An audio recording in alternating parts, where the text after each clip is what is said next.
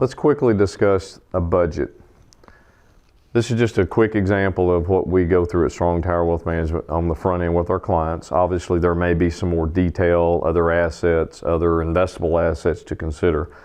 But when we're discussing retirement planning and a cash flow in retirement, this is what we do on the front end.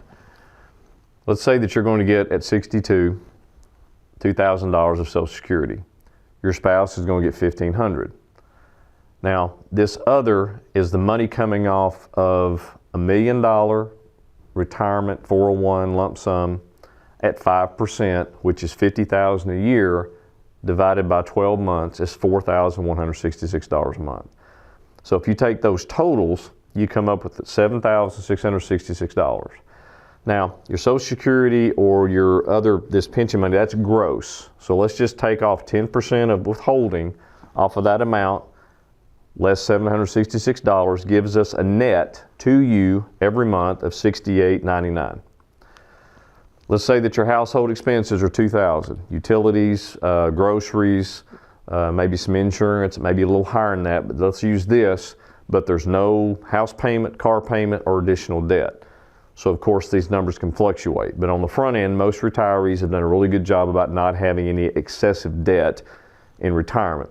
So let's say our household expenses are $2,000.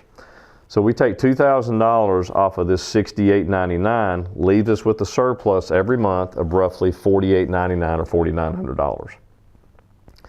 Now, some folks may have higher income, and the whole point of this is using your lump sum of retirement to bridge a gap or to fill in what we may be looking at here from Social Security of what we have to take or at least have the option to take. So if we've got an excess every month and that money is being taxed as it comes out of the retirement account, my suggestion or something to consider is let's not pull out 5%. Let's say we pull out 3%. In other words, leave the money in the retirement vehicle growing at a tax deferred rate, because the whole goal is at some point is if we have $1 million today and in 5 years we have $1 million, $4 million, $5, well, 5% on $1 million, $5 is $75,000.